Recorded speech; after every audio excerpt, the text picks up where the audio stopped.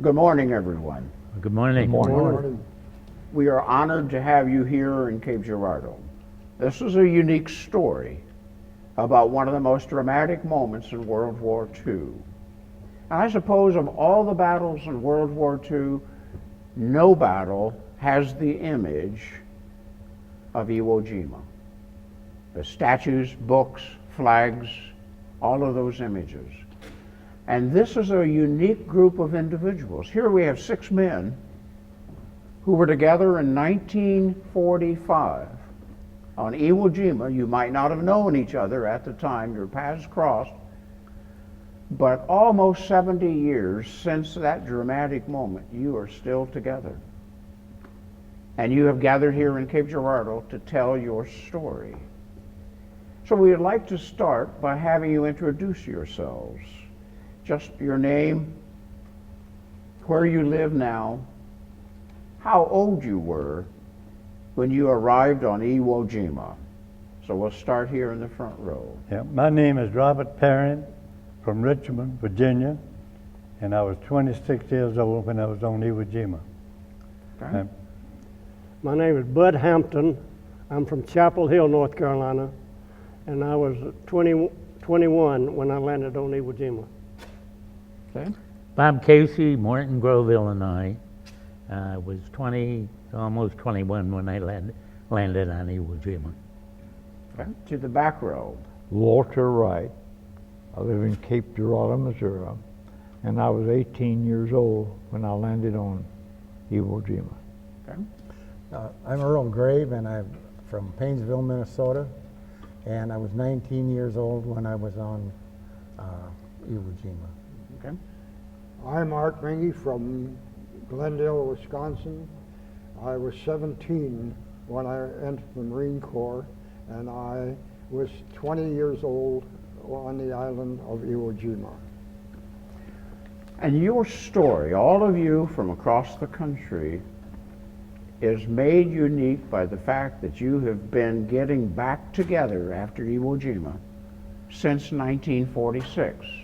So after the war, you gathered, and you have continued meeting to the year 2012. That's remarkable. What is it that brings you back together? What has kept you together? Oh, it's the brotherhood of being combat people who had a common thing together. I mean, we were family, that's what we were. We started out as a division with all of these former and fellow Marines of mine, and we started that way. And we've kept going that way. And that's why it's a camaraderie that nobody else, I think, has, that we have. Anyone else, what brings you back?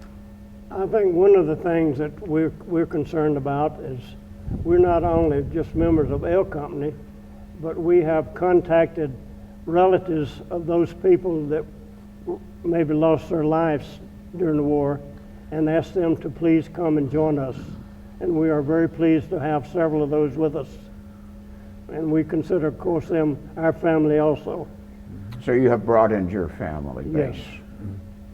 But the thing that really brings you together is the memory of Iwo Jima and the horrors of that engagement. Yes, I think you have a certain bond with the ones who that you were with, and that makes a big difference. Anyone else have an observation? Well, one observation is all of our wives and lady friends seem to get along as well as we do with each other. And so there is another bonding there. And generally what happens is the ladies go over on one side of the room and chit-chat, and we'll be on the other side reinventing the war again, or something like that. But the combination of that, and our families are supporting our uniqueness of going together too. So And we have wives that their husband has passed away, and they continue to come. to visit, same as a family. And they are family. We love them just like we would if they were blood kin. So there is a connection that has kept you together for nearly 70 years. When did you first hear that you were going to Iwo Jima? Well, the Marine Corps had a policy. They will not tell you anything until you got aboard ship and headed there. There was no secrets. They had a lot of scuttlebutt on. We were going to China, we were going here, going there, Philippines. You didn't know? Didn't No, know. we didn't. Yeah, we were once told there's only two kind of Marines, those that have been to China and those that are going. Yeah. But at some point on that ship, you found out that Iwo Jima was your target. Right. We started training, and of course they had a mock lineup to show you just what the island looked like and what to expect and what diseases, what animals, and everything on that island. So you knew about Iwo before you landed. Oh, yes. Yes. When we were on board ship, we used to listen to Tokyo Rose, Okay. and she knew all about us. She that knew we you were coming. to Iwo Jima, and she told us that there wouldn't be enough Marines left to muster in the telephone booth when we landed on Iwo. Yeah.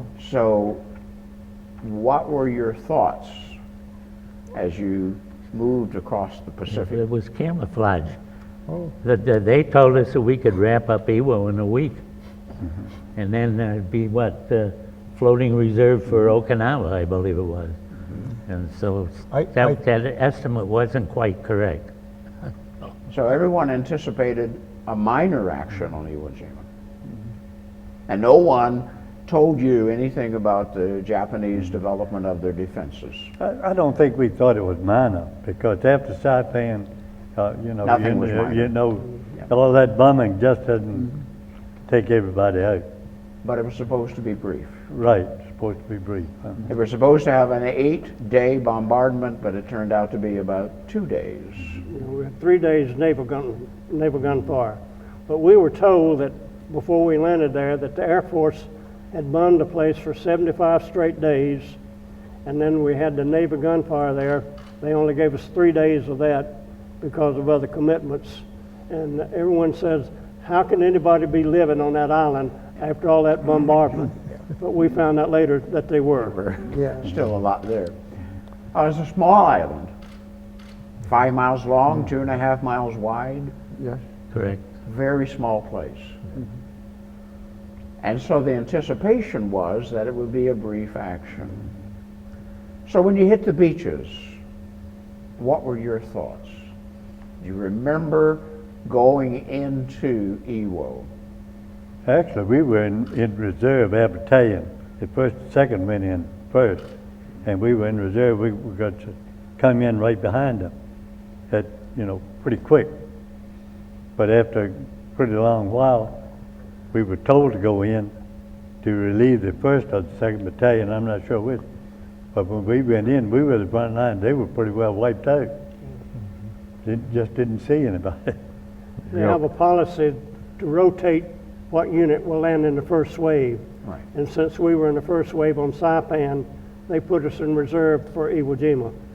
And so we landed there about 1 o'clock in the afternoon with a mission to move in and replace the battalion ahead of us, which was the 2nd Battalion, I think. Okay. If the orders were to dig in, it was impossible to dig in because it was all volcano ash. You take one shovelful, throw it here, and the hole will be filled up right away. There was no chance of hiding anywhere, really. But when we were going in, I said to myself, what am I doing here? But I knew what I was doing here. So you went in about 1 o'clock. Yes. And when you landed on that beach, what were your thoughts and your reactions? You still have that memory? When we landed on the beach, we went right through the Marines that were there, up the beach and up on the airstrip. We become the front line when we landed. After we got on the airport. So you went right in? Yeah. Right Right into the in front and line. dug in right at the edge of the first airstrip that night on D-Day 1. But it wasn't easy getting there because that soft ash, you went up to your knees. You run a little way and you were out of breath. You were pooped. Catch your breath and move a little bit further, but that stuff is hard to move in. So the sand of Iwo Jima Oh, yeah, absolutely. was tough. Yeah. And And how far in was that first ridge? If you've seen it, it's right along the first airstrip. Okay. Yeah, if you- Probably less than 100 yards to the airstrip. wasn't No, it? it's several hundred yards Right. into the first airstrip. when you dig into that sand, there was heat coming out of the ground. You could feel, you'd get soaking wet, the steam. What did it smell like? Wow, Sulfur, Smelled like sulfur. that's what it was known as, Sulfur Island. Yeah, and Iwo Jima, I believe, in Japanese means sulfur island. So you must have smelled sulfur, and the sand must have been hot. it was hot. You dug down into it a little. But as bad as the sand was, I think in some ways with all that shelling, when the shells hit into the soft sand, you know, it kind of muffled them a little bit, and it could land pretty close to you without injuring you. I guess if we were on hard flat and it hit, you know, get you a whole lot quicker. That was my opinion. Some of the troops said they could heat up their rations in that sand. So hot. But I think I remember Captain Sullivan saying, "We got to get off this goddamn blankety blank beach." But, What were your observations of the island at that point? What could you see, and what do you remember from Well, your first hours on There's the no beach? trees. No, they were No, cut They down had to cut nothing. No all vegetation. trees down and used all the wood to reinforce their caves and their bunkers. So it was just rocky place. Hard to describe just what it looked like because there's no flowers, no trees or anything like that you could see. I'd say barren is a good description. Yeah, when we got up to the airfield, you could look straight across to the dunes and so forth on the other side, just looked like sand dunes. Of course, that second morning we went across that airfield. That wasn't much fun either, because it was open, wide open. And that first day, there were approximately 600 Marines killed Yeah. and hundreds wounded. So you must have been conscious of that when you arrived. You must have seen people being evacuated, taken out alive, and deceased. Well, the beach was a total debris. Total debris. Yeah, really. And I think the first night, not one shell, as I remember, landed with, we were at the front lines. Everything went over our heads to the beach. And the next morning, one sight I've always remembered is the debris and how that beach looked. It was a disaster. I mean, One of the main difference in this operation and in the other, General Kuribayashi, he had studied all the previous landings of the Marines and what the Japanese did in that regard, and he knew that none of the previous attacks or position did any good. So he changed his. He ordered all of his troops to you will remain in your position until you kill at least 10 people. So we very seldom saw a live Japanese. You could see the fire and everything from them, but you never could see them. Every cave that they had on that had 2 or 3 entrances. You could drive them in one and they'd come out the other side. So it was a very different operation that the Japanese had on that island. So it has to be one of the most unusual battles in American military history, with Marines on the surface trying to eliminate the Japanese underneath them. Well, as the troops were going up the mountain to put that flag up there, they said they could hear all the Japanese down underneath it in their tunnels talking when they were going up. Kuribayashi had dug approximately 11 to 15 miles of tunnels, buried pillboxes and tanks. So there was a whole military base underground. And your task was to eliminate them. I think one of the biggest morale raisers for the Marines was when they raised the flag on Mount Suribachi. Where And were we- you when that I happened? was by the airfield. We were just starting inland, more or less. We'd be on the airfield, and we could look up there and see the flag. It did something to you. First time an American flag went up on Japanese territory, right? It was a smaller one, the first Smaller one. one. It was two. No, it was, well, the 3x5, So there were two flags went but the up. two flags. The second flag was a flag that came off a ship which was larger, quite maybe 3 times that size. And, but I think one of the greatest thrills was to see these crippled bombers come landing on Iwo, and there were thousands of them through the course of the war that landed and were saved by the fact that we were on the island and took it. They were landing on that island before the airstrip was even finished. They just came in. There was, Yeah, well, they had no choice, I guess. there's- We asked the pilot, would he like to spend the night there?